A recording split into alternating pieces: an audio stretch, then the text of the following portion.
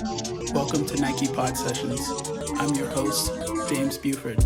Join us as we talk with Nike creatives about why they did it, what they did, and what inspires them to keep doing it here on Nike Pod Sessions.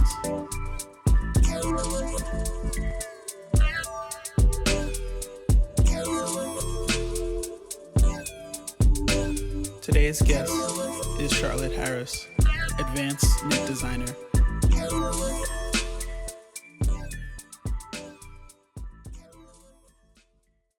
I'm Charlotte, and I actually have a really long name. It's Charlotte Grace Georgina Harris. Everybody thinks, it means that I'm posh. Doesn't necessarily mean that I'm posh. But I'm the knit designer in PTL. I kind of work on advanced concepts and ideas around ways that we can push our capabilities into new spaces. My background really is in knitwear design from London, if you can't tell by the accent. And I started off by studying an undergrad in fashion textiles, where you could kind of go print or knit. I actually went into the degree thinking I was going to go print because my dad's an artist, but I ended up falling in love with being able to kind of manufacture your own fabric and design and work with it as well. So kind of did a 180 on like where I thought I was going to be. And then when I finished that, I applied for an MA straight away because I kind of wanted to get all the education done in one go. Didn't really want to take a break, although like I could barely afford it. I was like, this is probably the right thing to do, so just get it done. So I got into the Royal College of Art in London, which is a really hard school to get into. I was actually on the reserve list. I didn't think I was going to get in. And then when I got in, I was like, okay, I really have to prove myself because I obviously wasn't good enough to be here on like straight away. So I kind of felt like the underdog the whole time. And then I used that experience to really understand more about me. I got pushed into understanding what my design aesthetic is. And they kind of unlocked something in my brain about like my natural design capabilities going towards sports style product and ideas. And I didn't really think much about it until I thought back to my own experience of training to be an Olympic athlete as in my younger years. And I didn't make it to the Olympics, obviously, but that was always the goal in trampoline gymnastics. Still got time. Yeah, well, it's been a while. But I didn't really think about how my lifestyle of going between sportswear and fashion personally would then affect my design ethos until somebody said it to me on my MA, and they were like, naturally, I think that's something that you go towards because it's always been something that you've gone between. And once I kind of understood that, I was like, okay, I can start to apply that to my designs. And it kind of unlocked a whole new space of design for me and really understanding who I was as a designer. So then I was like, it clicked, and I knew that I wanted to come into sportswear or a sports company. So Nike reached out to me after my final show, and I was in talks with them for a while for jobs mainly in footwear because knit and materials doesn't really exist in apparel. I didn't get the job in footwear, so I was kind of unemployed for a while and working retail jobs, barely affording to live, as you do. And then out of nowhere, GFA posted a role for a knit designer, which was the only one that existed in apparel. So just kind of all came together at once, really. I didn't really have a lot of experience in menswear, but they did specify that it's men's knit. And I kind of came into the role and I embodied more of a genderless approach across different collections and different ideas around like knit and material. And it's been really amazing to kind of be a part of the team and understand how you can work in a different category and ideology to what you thought you would end up doing. I never thought I'd be working on football product as a knit designer, but I've learned so much from the experience. And yeah. So how would you say, I'm just going to go through, because you brought up a lot of good points about like One, just not having the experience, being the underdog in school, but you've always made it work. It sounds like. What do you feel like that is like? Is it? I mean, obviously drive, but like you get even undergrad, then going, to getting into grad school, and then going, magically getting this opportunity at Nike, and then being in I don't know if you're into football, but like, maybe even being in a new sport field that you might not be knowledgeable about. Like, what is that thing that you feel keeps you going in like what you do? For me, it kind of stems back from the sports mindset as well. You're always competing with yourself to do better. And I feel like that's something that I've naturally done, always been fighting for things, new opportunities, new spaces for myself to grow and learn. And I think that's the main opportunity when this kind of came up. Like, I didn't know that I was going to go and do an MA, but I felt like after I did my undergrad, I could push myself. It was one of the hardest experiences of my life and super expensive and just all around really difficult. But at the same time, it was one of the most rewarding experiences that I've ever done. Did you do any, because you mentioned like just doing jobs and here and there and like being, out of work or like being a creative, were you in design after undergrad? Did you immediately get into design, or were you like, how did you transition to wanting to even, because some people just graduate and they just go work. And then some people are like, oh, I want to further my education. Like, what was that transition like? So on my undergrad, I did a couple of internships. I interned for small knitwear labels in London, doing production and just understanding how small businesses work, doing fashion shows and all of that, which I loved. And then I also did an internship at Topshop, which I hated because it was like, here's a Stella McCartney knit and here's a Saint Laurent knit, merge them together and we'll see if we can take it through legal, which I was like, this is not very inspiring for a young designer, It's like fast fashion, you're reacting versus exploring and innovating. Exactly. So I think I knew then what kind of job section I wanted to go into. I wanted to go to a space that I could physically make samples or have some ideas on bringing new ideas to the market that hadn't been done before and all that kind of stuff. I wasn't really interested in just recycling things that already exist. So that's when I was like, okay, I'm not going to be able to get into that part of the market if I don't do this. I felt like I needed more training in knit specifically to become an expert. So that's why I was like, I'm going to have to do this. So then when I come out of it, I'm really ready to go into that, because I just didn't think I was ready. I feel like I could have come out my undergrad and gone into a high street. I could have gone to Topshop or something. Yeah. I didn't want to. When you're coming out of school and you're just like trying to understand how much you know, there's this point where you're trying to gauge, what do I know versus what should I know? Yeah. There's that cycle of like, you need experience to get this job, but to get the job, you gain the experience. You know what I mean? So like, it's really difficult. Was there anyone specifically or things, how like there's always that one thing that gave you the door in, of just being like, oh, I worked on that and that kind of just like opened up. What was that thing for you? Was it Topshop or? No, it was the small brands that I worked for. They'd all come from an MA. And I remember the moment that I was at Fashion Week and I was working on one of their stands, where they like have to sell everything to the buyers of the new collection. And, they put you in the full look and they push you to the front and they're like, right, you go and make the sales. And it's like, okay. But I remember just looking around that room of like these young designers who were all trying to sell their product, and all of them had either come from the Royal College of Art or Central St. Martin's, and they'd all done an MA. And I remember asking one of them, being like, so to be successful in this space, do you have to do an MA?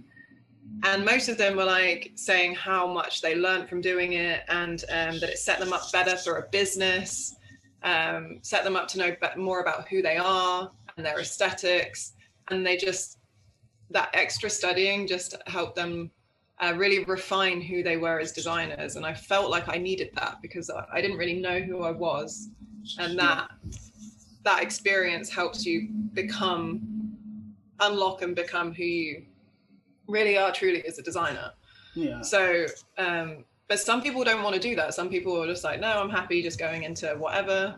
But I felt like I needed that. And that's something that I've taken with me from that experience into my Nike work, is this always kind of exploring attitude, pushing technologies, combining, yarns and ideas and concepts together for, new seasonal ideas. So I don't think I would have been so experimental if I didn't have that experience. Yeah, even like trusting yourself and knowing that like, totally. It's okay to experiment is a part of, it's back to what you said, like you get good at experimenting by experimenting, but you can't, you can't get good unless you experiment. So it's like, that MA and like having that experience is like, is important. But so talk about you mentioned your dad is a painter.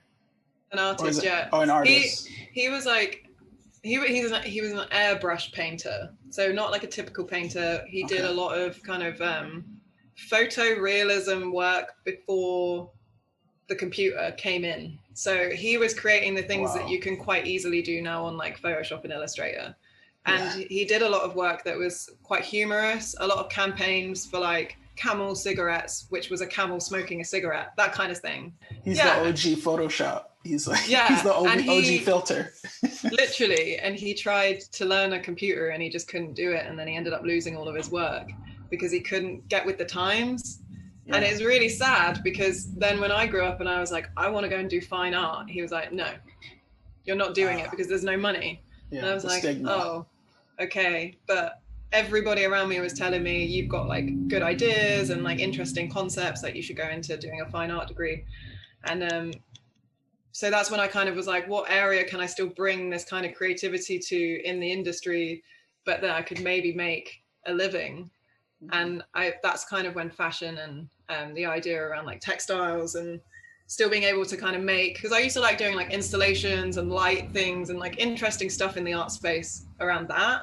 Yeah. I was like, I can kind of bring that through with textiles and still probably find more opportunity in the job market. So that's, and I mean, it's so funny because like when I was younger and like I don't know, I won top 10 in the country for my fine art GCSE, which is like, I don't know what the equivalent of a GCSE is in America. Is it high school level? Or were you in? Yeah, it's your high school level. So it's probably like, I think you leave it when you're 16.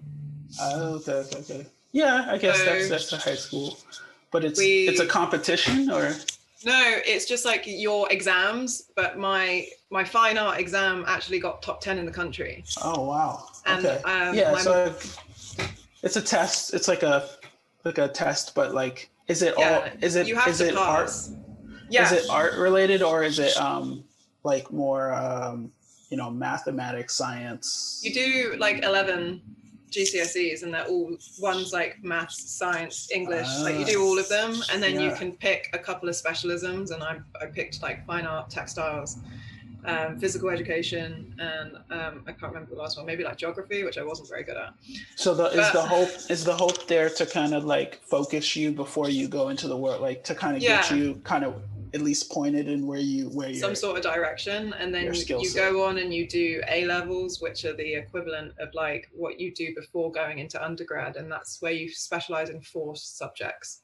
Wow. And then so each time it's like narrowing down to your undergrad where it's a specialized subject, which I know is different to you guys because you kind of do a general undergrad. It's general all the way up until high school. There are high schools that you can go to that are focused on skill set. It's like a skill or a trade if you want to, but that's more of a choice. But I think it's cool what you're saying because the people who I know that have gone to those schools where it's skill focused in America or the US is they knew sooner where they wanted to be in life. Yeah. Whereas like I think a lot of people make mistakes and they spend a lot of unnecessary money, or they Yeah. don't even know where their talents lie. And by the time they figure out where their talents lie, you're in your mid to late 20s and you're like, how do I even get into that space? I don't have the experience. So Yeah. that's really cool to hear. Yeah. And then, so the point of me saying that was that my final art piece I didn't think it was great, but I brought it home and my mum was like, this is amazing, I'm going to frame it. And my dad was like, no, it's not good enough. So Is that usually the dynamic? Is it well, like your dad's? he's very much like, he appreciates the quality and the realism in art. So if I come back and I'm like for me, I love abstract, I love Jackson Pollock, all that kind of stuff.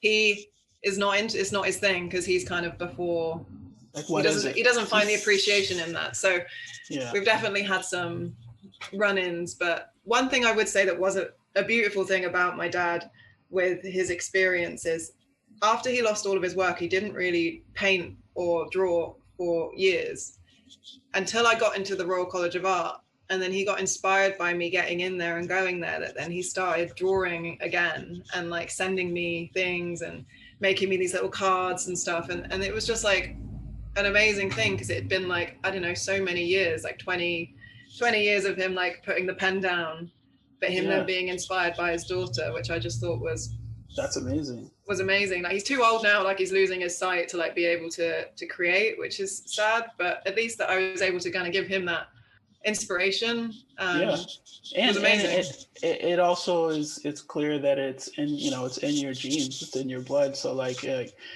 for him to like see your accomplishments and then just be like, well, of course, like like, that's my daughter, like, of course, she's going to have that success. But have you ever thought of utilizing his work or like recreating things even through your medium, or kind of like utilizing his work? I thought, well, you know what, when I was younger, I wanted to get a tattoo of one of his works on me. And then I realized that I didn't want to do that. But there was always this kind of idea of having a homage to his work. I think he's planning on gifting us one of his original paintings for our house, which will be really nice. But yeah, I don't know. His stuff's quite like, one of his works was like about a crab apple, but it was an apple with crab legs. It wasn't like, you know what I mean? Like, it's kind of whimsical, like, playful type. Yeah. So it's just interesting. It's really interesting. Like the way his mind works is yeah. I did there was a class that I took in it was like, you have to take like electives or whatever, get however many credits you need. This is your foundation year in school, because so before you declare a major and kind of know what you're going to do, I took an illustration class, and the one of our assignments sounds similar to what your dad's work sound like. And the idea was to like you had to write down all these random words. So it was like cloud, cloud, screaming, oranges, apples, whatever, and put it in a box, and you have to pick two pieces of paper. And I got clouds and screaming. And then I had to do these like illustrations of like screaming clouds. And then I think another one was like screaming apples. I got like, so, I mean, just the idea of like taking these juxtapositioned words and doing something and exploring it's interesting, isn't it? It's just different. I think that's one thing that we learn even in fashion at school. Like, the best concepts come from being able to juxtapose two ideas. So it's like Indian gods times football, or I don't know, and then that's like a collection. I think that was like an Ator through collection or something, which from maybe his RCA collection or something. But just like being able to do that then gives you a whole new perspective on like what you're doing. You're kind of pulling two different ideas together to create something new, which I think is just a great way to kind of approach anything creative. Yeah. In terms of like the work that you're doing now, I guess, what's probably the one thing that you feel is most exciting? For me, it's always been a thing of like working for Nike has always been a thing around seeing what is being done in footwear and like applying it to apparel. So I think whatever it is, if it's materials for me, or especially with knit, those kind of concepts and ideas, how they're bringing it to life through color, through structure, through new finishes, and then applying it to apparel, it just seems to be something that's just not being done in the apparel space. And that's one of the things that excites me more than anything. And I think it's because in footwear, they're looking at things that aren't meant to be there, but they're making it work for that space. And then we're kind of taking it back and then reapplying it to apparel, which is kind of going through these different processes, which just is so different from a traditional apparel design process. So that's the kind of thing that excites me most. Like when I see some of these crazy footwear coming out, like even like the space hippie stuff, the different ideas all in that one shoe. If you then took some of that and then created that in apparel, kind of like what we're trying to do with Women's World Cup, whether it's just the yarn or it's like the way we're applying graphics and all this stuff, that's what excites me. Mm-hmm. Which I think it's because I understand materials on a different level to product. Mm-hmm. My apparel product design experience and construction and pattern cutting is not as strong as my material and knit experience. So that's why I kind of approach product with a different angle, which I think is really exciting, because I never feel like I kind of show an idea that's been done by another designer, which I think is really exciting. That's the benefit of almost like getting your start from just a place that's so different from, a fashion apparel designer or a footwear designer. You're coming at it from a fiber, a yarn level. Like you're almost closer. You are closer, but then you're also connecting it in ways that most people wouldn't think to. And that can be seen as like some people would see that as a disadvantage, but some people would see it as an advantage. So it's really how do you leverage that knowledge. One thing that a footwear designer told me, they're just so different. They're like industrial designers the way they think. Or vehicle designers as well, like some of them.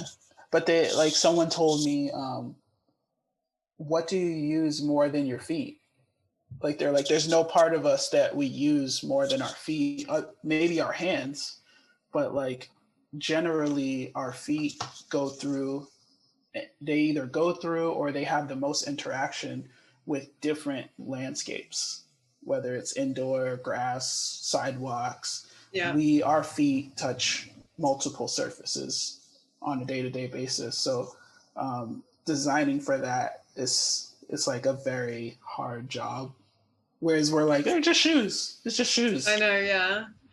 I think it's the only part of the body as well. Maybe a bar equipment that you can look at hard goods, like the way that they're approaching tooling and the concept of like hard and soft materials.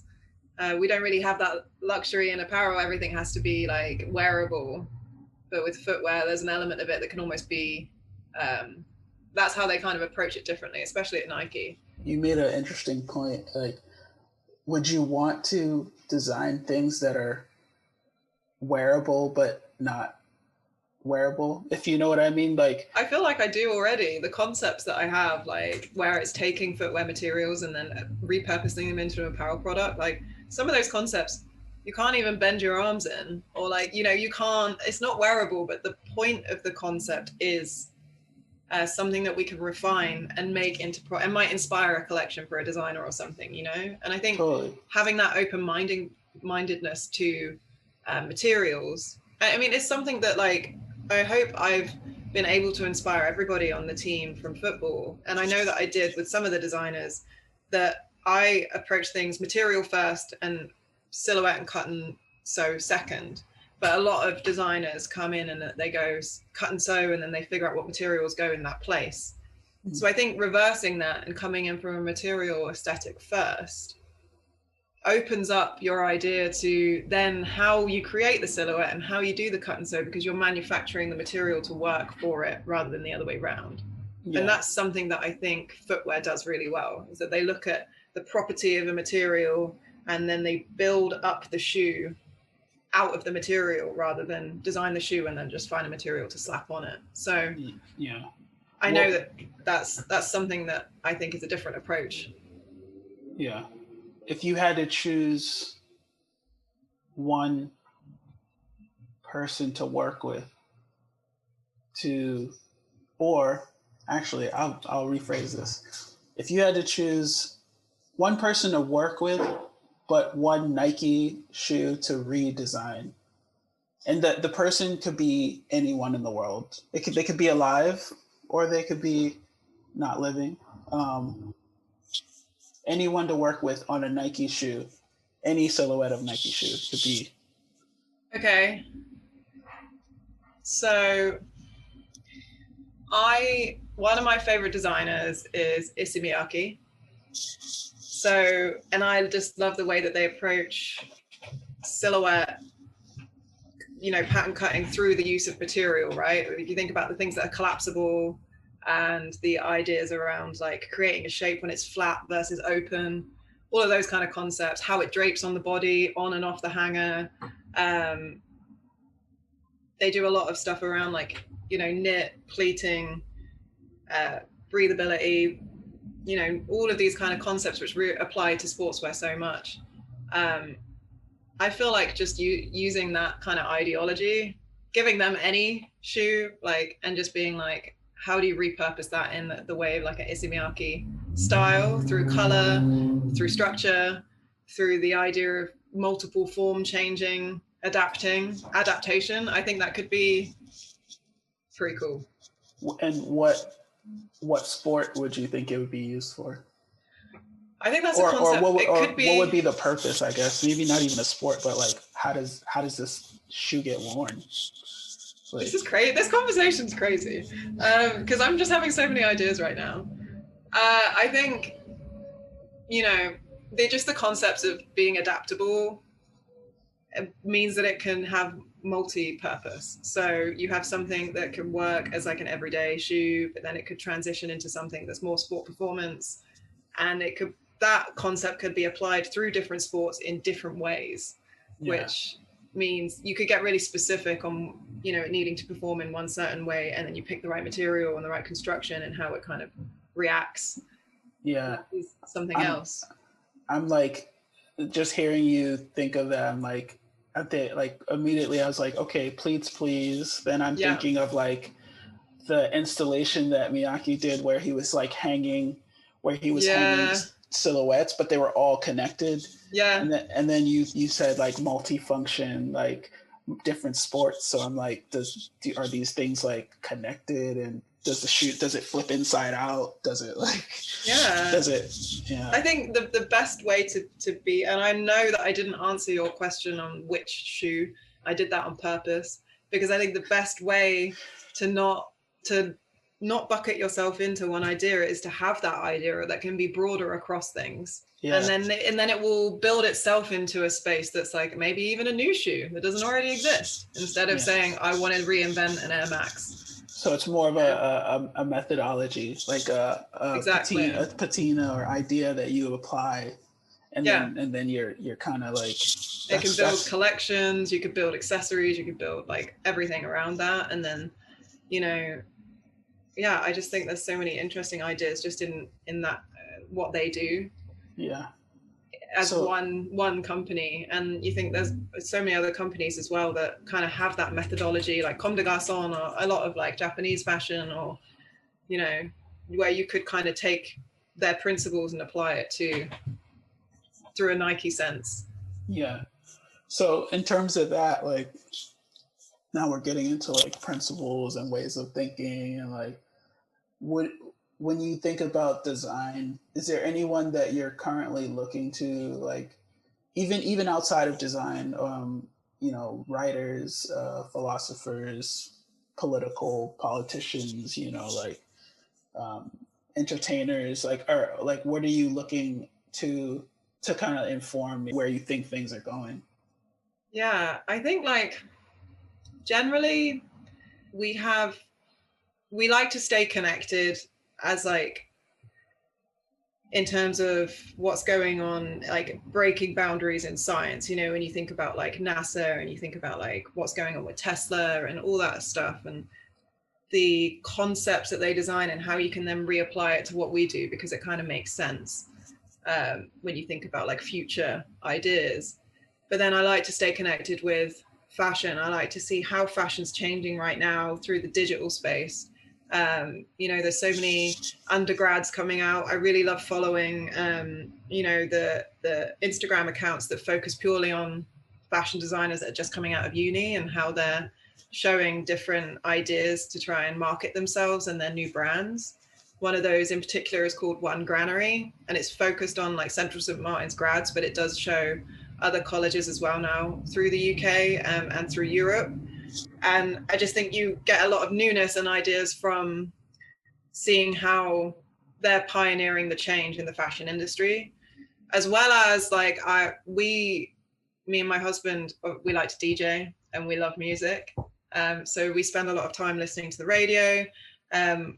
You know, one of my favorite radio stations, well, Giles Peterson on BBC on a Saturday afternoon. Yeah. He does like 3 hours of, you know, genre bending music, going through jazz, going through electronic, talking about old school hip hop, like being able to cross pollinate and bring newness through that is kind of one of the guiding principles that I think I take through my design ethos and, you know, what I do as a designer. So it's like picking things from all these different things that are happening in all these different industries and bringing it into a place that kind of makes sense for me. And I think it's always about taking things that, you know, might have existed in one way and infusing it with something else and then thinking about like what that means.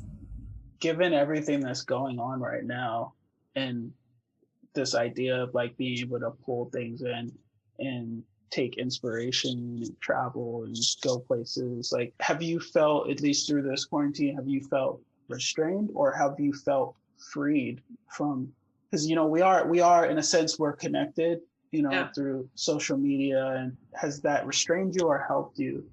I think it's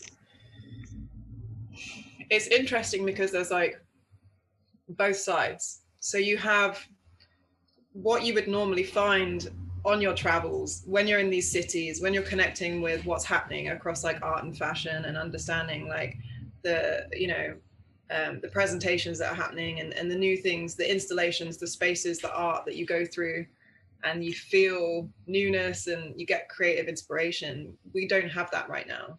But what we do have is a flood of online presence of artists, designers, and fashion designers who are showing new ways of working through digital and pioneering a way of figuring out like sustainability and all of that. So I think it's tough because we're used to being so inspired by travel and going places and experiencing things.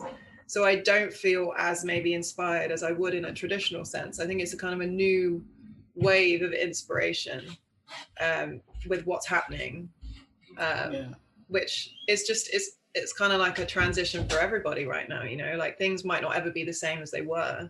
We might not ever be able to go to a festival full of like 100,000 people. You know, Glastonbury just got cancelled, which is one of the biggest festivals in the world, again for the second year running, you know, and those kind of experiences as well, like give me so much like hope and joy and euphoria to be with our friends and listening to music live and, you know, being able to have some drinks and just feel things. And like we don't have that right now. So we're finding new ways. There are online streams of music that are acting as if you're in a club environment. You know, there's a thing where, you know, they've called it Club Quarantine, and it's made by Resident Advisor, who are an online platform that kind of focus on like music and events. And what it is it comes up and it says no screenshots on the dance floor. It's basically when you're in some of these clubs in real life, you're not allowed to be on your phones because they're like, we don't have phones on the dance floor. So it's like, don't screenshot your computer while you're in this Zoom call listening to music, you know? So there's new and exciting things that are happening. It's just different. And it's hard. New space. It's hard to, you don't feel the same as you did, but maybe in like, when this becomes the new norm or whatever, like you'll understand how, you know, I think it's just, my one thing that's interesting for me is like thinking about the changes.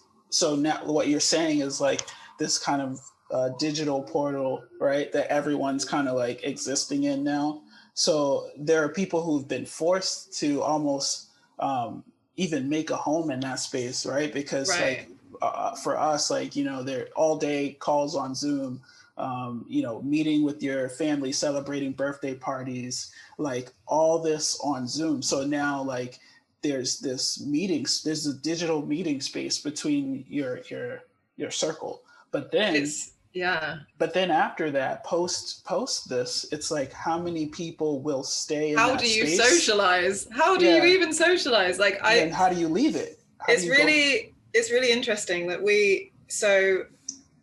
number one, at the beginning of quarantine, I felt closer to my family back home than I ever had, and my friends, because we were doing regular Zoom calls. It was every Friday, and, you know, it was summer Fridays, so we'd finish early, and then we'd get on the drinks at, you know, lunchtime, and we'd be talking to them for hours, you know, and we hadn't felt that connected with them while being out here in years.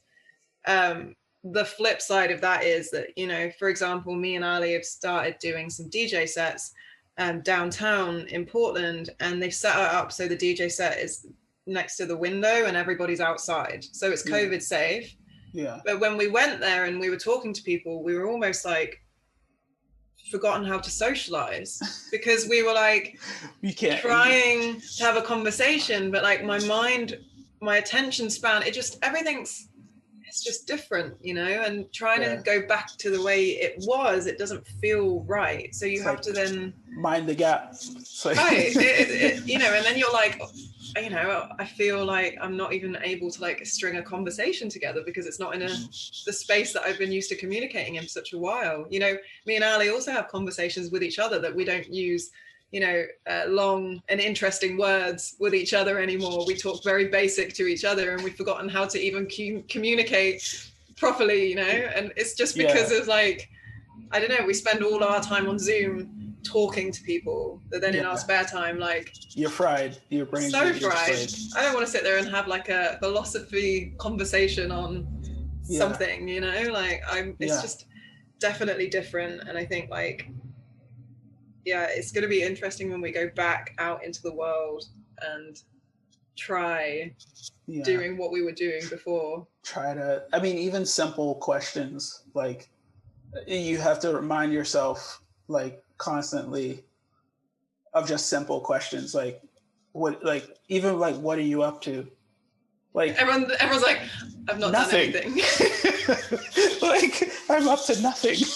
Like don't ask me that. Same as last week, you know. Oh yeah, like with family, it's like, well, what any plans for the weekend? It's like the same plans as probably last weekend. Just like, but then also you appreciate, like, you know, I rented a car and just like drove out into the outskirts of New Jersey, and was like, I didn't know. I found out Whoopi Goldberg like lives in this like gated community, and I tried to like drive, like they didn't let me in.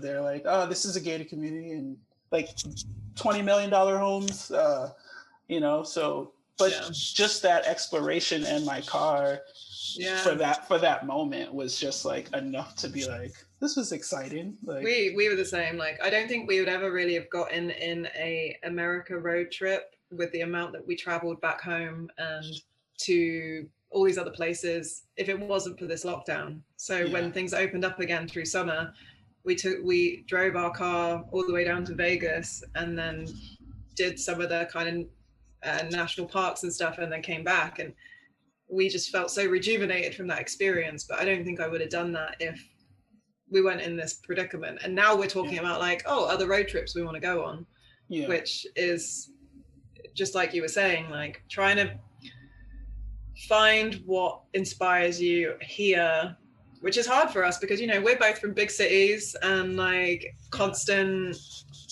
inspiration everywhere. And Portland and the West Coast, or the Pacific Northwest, I think is a different thing. Discovery is becoming like new. Normally, you know, all these things around you, they're not really discovery. Like, right? Like if you went out in Portland and you're just like doing, you know, walking around, that's like you almost ignore everything because you're so focused on what the freedom you have. But the moment that's taken away from you, like you see someone and you're like, oh, they went to get ice cream, and you're like, oh, you got ice cream today? Like that's you had a good day. Versus like, you know, or oh, you took a drive today? Like that's discovery. Like, wow. Like wow, exactly. So in that sense, are we learning to not take things for granted, but take a look at some of the things we normally wouldn't even look at. We wouldn't even appreciate. You know, a walk in the park is no longer a walk in the park. That's like luxury. Yeah, and also like being able to kind of take a minute to not push yourself. Like I feel like we're probably have a similar mindset. I know you do a lot of stuff outside of work, you know, music, and you're constantly doing something with your website, with music, with work, with connecting, like whatever. And like I felt like I put a lot of pressure on myself to be like that all throughout my life. Like, well, if I wasn't, I guess some of it stems from when I was doing my MA and I was working multiple jobs just to pay for it. You know, if I'm not spending my time doing this design work, then I should be spending time like, you know, mixing music, or I should spend some time like knitting or doing this or doing that. And in the beginning of lockdown, it felt very much like that. Oh, we've got so much time. I'm going to bake bread, going to knit. We're going to start a house renovation because we have so much spare time. And now I would say we've got to a point where it's like, hey, this Saturday, I don't want to do anything. Yeah. And like, it's okay. Yeah. And that I think it's taken a lot for us to feel comfortable not having to constantly push ourselves to be doing something all of the time, because we feel like time's just slipping away and we need to be on it, you know, like for us to just be like, everybody's in the same boat. We can't really go and do anything. Why don't we just relax? Yeah. Why don't we have a lie-in? Why don't we watch a film? Like do all these nice things like that are so like underappreciated before, I think. You know? I definitely feel like I never did so much yoga in my life, you know, like I learned how to like cook and make certain dishes that I like. Exactly. Like that's one of our favorite things on a Saturday now. We got the Dishoom book. Did you ever go to Dishoom when you were in? No. Dishoom? It's behind the Ace Hotel. But it's like a Bombay inspired restaurant. And it's amazing. The food's amazing. So I got the book for Christmas, and every Saturday now, you know, instead of going out, we've been cooking one of these dishes, and they take like 3 hours to cook because of all the different steps. But we know it's going to taste great, and we're in the kitchen together on our feet doing this, listening to music. It's something that I probably would have taken for granted before, or been really frustrated that something was taking me so long to cook. Now it's like, I have all the time in the world. So why don't we try and do this? And it's rewarding. I think people are going to, once we come through this, a lot of people are going to have conversations about things they normally wouldn't have. Like, it's like we're refreshing, like, you know, Life. I made that. I've made that dish. Oh yeah, I read that book. Like books I've never, I saw, like I forced my wife to watch all of Game of Thrones. Oh, we did that at the beginning of lockdown. Yeah, and I watched it for a second time with her. I was like, finally, you have nowhere to go. You are going to watch. This, do you know what? We've never been big into TVs and series of things. We were always like, we're too busy. We've got all these other things we want to do. Do we really want to waste our time just sitting and watching like a 7-season thing? It's far gone. We missed the boat. That's fine. But now we're so into like I guess everybody's doing it. So we're talking to our friends back home. What have you watched? What's new? Like, why don't we, a 3-season, 4-season thing for us? We're like, we'll do that in 2 weeks. That's fine. Yeah, no problem. Whereas before we were like, nope, not got time for that. Yeah. So like, now you can go back. Yeah, exactly. And, we didn't really realize how much we enjoy just embarking on that journey together of like watching something from start to finish, and like not feeling stressed that we had other things to do. So it's probably something we'll do as like a thing we enjoy going forward, which we never would have. Yeah. And I think I also feel like once we do go back, it's going to be important for people to don't forget those moments where you did like say, hey, we're going to make a meal from this book. Like still do that, because it's like learning how to stop and slow down and like enjoy a Saturday is something that like you can gain from this moment, like forever. Like, when did you guys start doing like meals on Saturdays? Oh, we were in quarantine and like that was a thing we did, and we kept doing it even when we were allowed to like go out and roam. It's like, I think it's important for us to like, I guess that's kind of like self-care, right? Like it's right. It's a self-care that we didn't know we needed until we were forced to like sit down and like have it. And now we're like, okay, this feels great. So I think we needed this. Probably didn't know we did. We've been through hell and back with this, but I think that's a good thing from it all. Is that for me especially, like I'm such an extrovert, so social, that I really struggled in the beginning to understand how to spend so much time with myself and just with my husband. Surprised we didn't kill each other. We were very close to multiple times, but I'm sure everybody felt like it, right? But for me to actually have that transition to say it's okay to not be filling up your Instagram feed with doing multiple things all of the time, and it's okay for you to do something for yourself, and it's okay for you to, just figure out what you want, ask yourself these questions, and be okay that you're not going out and seeing people and like being with friends and all of this. It's been such a hard but probably beneficial transition for me. Totally. Which I hope I'll be able to take going forward. I mean, like obviously when I start seeing friends and going out again and stuff, like that's going to rejuvenate me too. But like you said, taking some of those learnings to my future self, I think will be really good. Yeah. So my last, I guess it's not a question, but it's more of an idea, is a thought. How will you, like, I always have this, I have this funny joke in my head, like not a joke, but like in the future we will look back. So I have like friends and family and like people that I know whose grandpas and grandmas are always like, well, in World War I and World War II and, the Cold War, and like, it's just always, so I feel like this is the one thing that we've all gone through, that the world will look back and be like, well, in 2019 and 2020 and the quarantine days, like what will be the memory and how will you talk about this in the future? Maybe you can say your grandkids, your kids. What I don't know. Yeah, I think for us, like, will be like when we weren't able to like go out and listen to music and travel, like that for us, because that's going to be able to happen again in some kind of way.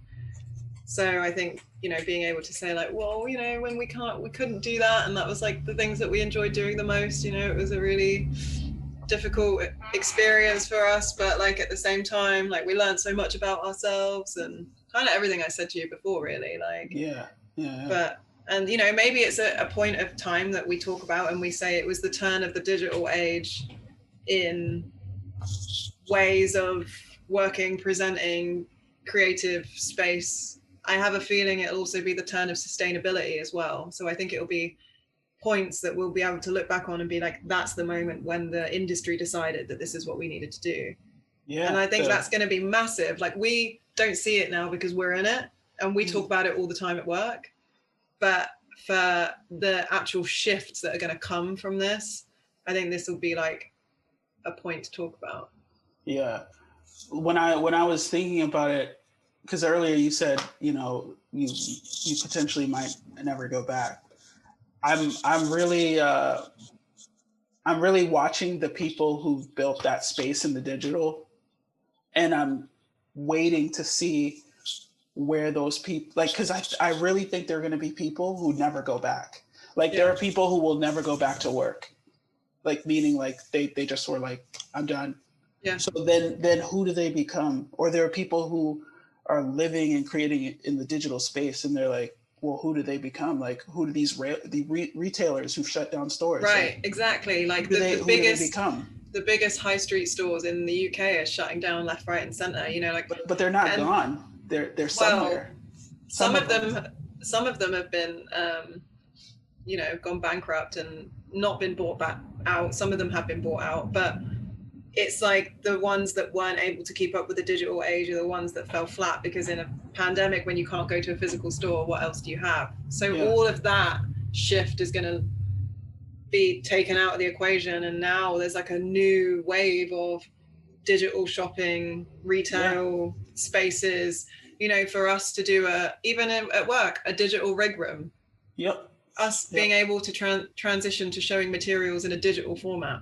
Yeah. All of this stuff is like pretty groundbreaking for us to be able to work like this. And but does that even change what people want, right? Because now that they're seeing it digitally, they're like, I'm more willing or less willing to take this material or to think about, like, you can almost, there's a new acceptance of like what you're open to because it's digital now.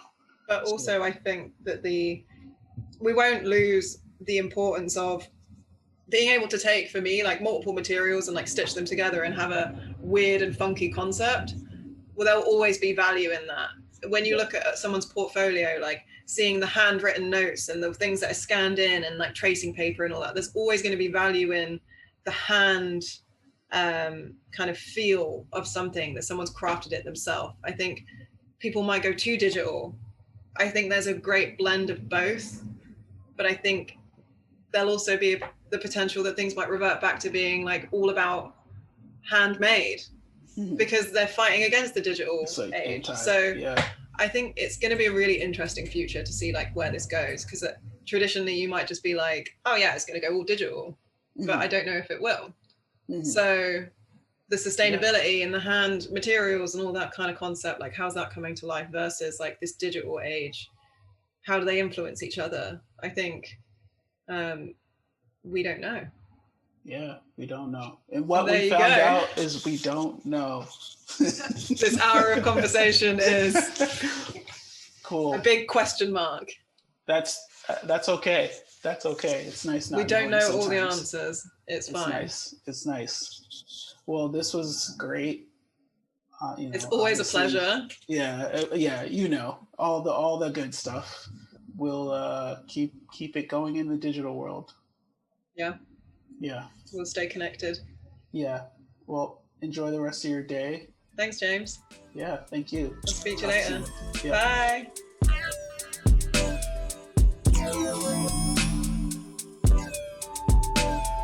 This concludes episode 3 of Nike Pod Sessions. Join us next week when we talk with Elizabeth Geis, product to license, designer too. Thank you for